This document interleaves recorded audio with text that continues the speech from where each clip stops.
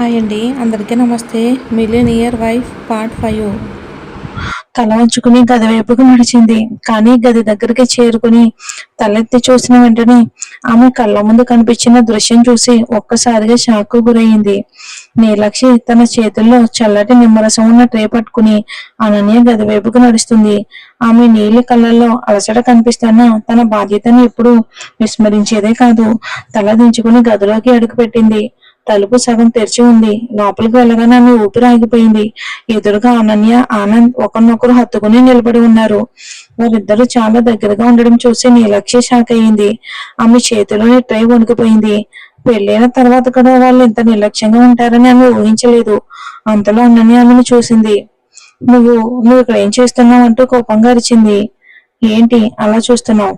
వెంటనే బయటికి వెళ్ళిపో అని గట్టిగా అరిచింది. ఇక బాధపడిన నీలాక్షి తల ఉంచి ట్రైను టేబుల్ మీద పెట్టి బయటికి వెళ్ళబోయింది. కానీ అనన్య వెంటనే ఆమెను ఆపేసింది. ఆగు, నీ స్థాయి ఏంటో తెలుసా? నువ్వు పేద అనాథవి. నా దయ వల్లే ఈ హవేలీలో ఉంటున్నావు. లేదంటే ఇక్కడ పనివాళ్ళు కూడా నీకంటే మెరుగ్గా ఉంటారు. నీ భర్త సూరజ్ కూడా నీ మొహం చూడాలని అనుకోడు. అతనికి నీతో ఎలాంటి సంబంధం లేదు.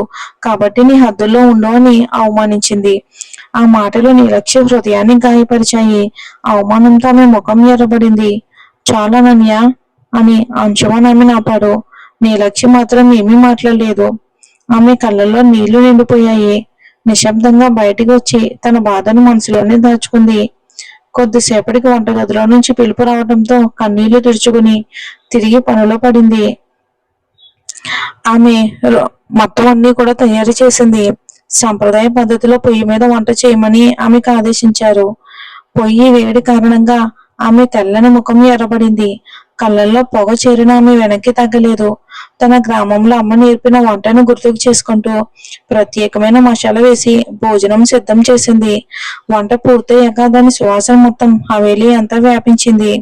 వంటగదికి దగ్గరగా ఉన్న అంశుమన్ ఆ వాసనకు ఆగిపోయాడు. వావ్, ఎంత మంచి స్మెల్ అని ఆశ్చర్యపోయాడు. అప్పుడే అనని అక్కడికి వచ్చింది. కమాన్ హబ్బీ, భోజనం రెడీగా ఉంది అని పిలిచింది. డైనింగ్ టేబుల్ మీద ఎన్నో వంటకాలు ఉన్నాయి.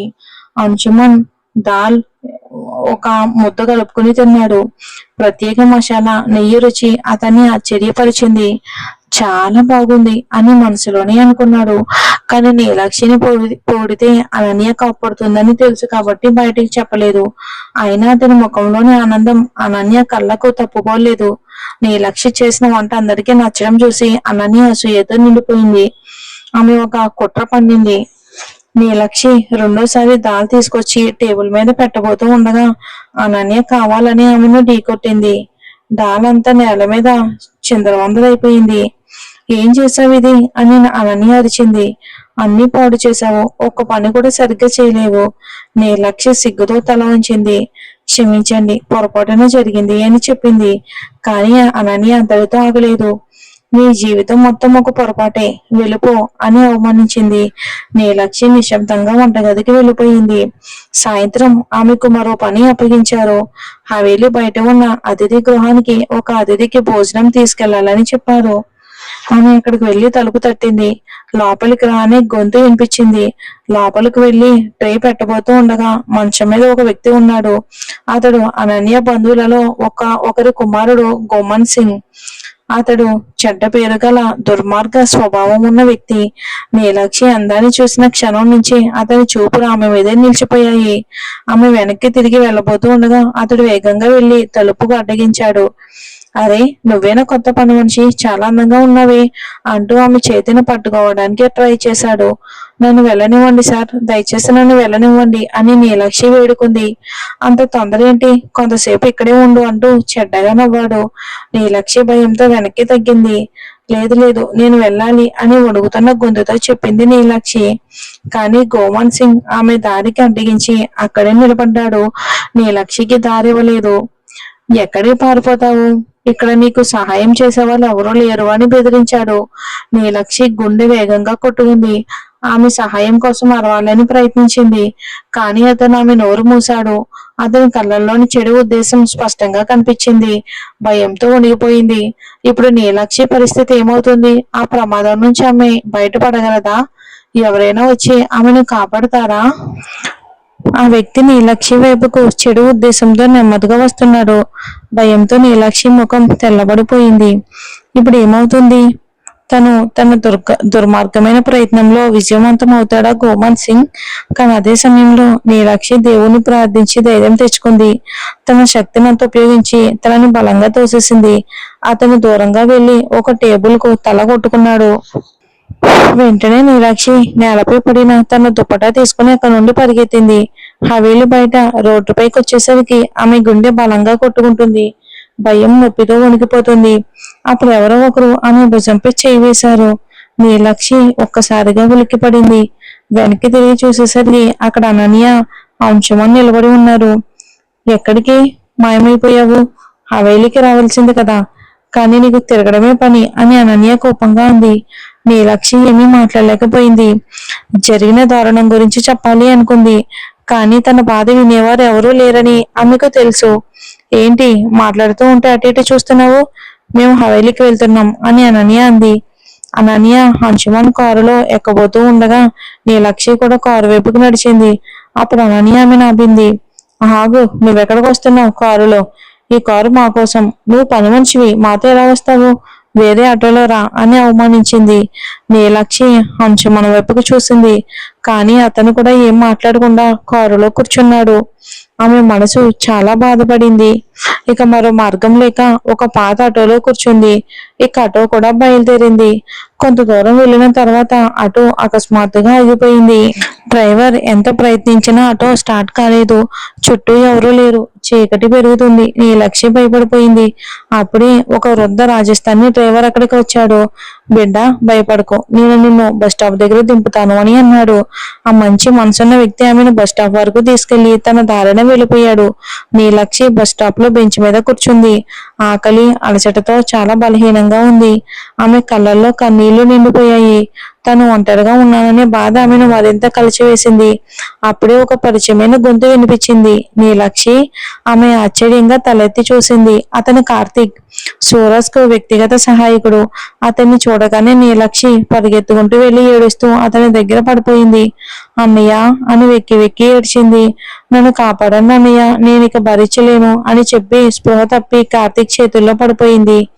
నీలక్షి, కళ్ళు తెరువు, కళ్ళు తెరువు అని కార్తీక్ ఆమెను బెంచ్ మీద కూర్చోబెట్టి ముఖంపై నీళ్లు చల్లాడు. కొద్దిసేపటికి ఆమెకు స్పృహ వచ్చింది. ఏడవకు, అన్నీ బాగుపడతాయి అని ఓదార్చాడు. తర్వాత ఆమెను తన కారు దగ్గరకు తీసుకెళ్లాడు. కానీ ఆ కారులో ఇంకొకరు ఉన్నారని నీలక్షికి తెలియదు. అతడే సూరజ్. ఢిల్లీ నుంచి తిరిగి వస్తున్న సూరజ్ వెనుక సీట్లో కూర్చున్నాడు. నీలక్షి పరిస్థితిని చూసి అతను ఆశ్చర్యపోయాడు. కారులో కూర్చున్న వెంటనే నీలక్షి మళ్లీ స్పృహ కోల్పోయింది. ఆమె తల సూరజ్ భుజంపై పడింది. సూరజ్ ఆమెను చూసి షాక్ అయ్యాడు. కార్తీక్, వీడియోలో చూపించిన నీలక్షి తిన కాదా? ఇప్పుడు ఆమె చాలా బలహీనంగా కనిపిస్తుంది. ముఖం పసుపు రంగులోకి మారిపోయింది. శరీరంపై గాయాల గుర్తులున్నాయి. ఆకలితో చాలా సన్నబడిపోయింది. అది చూసి సూరజ్ మనసు కరిగిపోయింది. తిన నా భార్య ఎంత దారుణంగా మారిపోయిందా అని అనుకున్నాడు. అతనిలో ఎప్పుడూ లేని ఒక కొత్త భావన కలిగింది. కార్తీక్ వెనక్కి తిరిగి, సార్, ఆమె పరిస్థితి ఏం బాగోలేదు, ఎక్కడైనా ఆగుదామని అన్నాడు. సూరజ్ అంగీకరించాడు. సరే, ఒక హోటల్ చూడండి. కొద్దిసేపటికి వాళ్ళు ఒక పెద్ద హోటల్లో ఆగారు. నీలక్షిని గదిలోకి తీసుకెళ్లారు. ఆమె నెమ్మదిగా కళ్ళు తెరిచింది. ఆకలితో చాలా ఇబ్బంది పడుతుంది. సూరజ్ కార్తీక్ తో ఆమెకు భోజనం ఆర్డర్ చేయని అన్నాడు. కొద్దిసేపటికే భోజనం వచ్చింది. నీలక్షి, తినరా, తిను అని కార్తీక్ అన్నాడు. సూరజ్ మాత్రం నిశ్శబ్దంగా కూర్చున్నాడు. నీలక్షి సూరజ్ ని చూసి ఆశ్చర్యపోయింది. తన జీవితంలో జరిగిన సంఘటనలు ఆమెకు కలలా అనిపించాయి. ఊరు వదిలి రావటం, పెళ్లి, హవేలి, అనన్య ఇంటి అవమానాలు, ఒంటరిగా ఆటోలో ప్రయాణం, బస్ స్టాప్, కార్తీక్ కలవటం, ఇప్పుడు హోటల్ గదిలో తన భర్త ఎదురుగా కూర్చోవటం, ఇవన్నీ ఆమెకు ఒక సినిమాలాగే అనిపించాయి.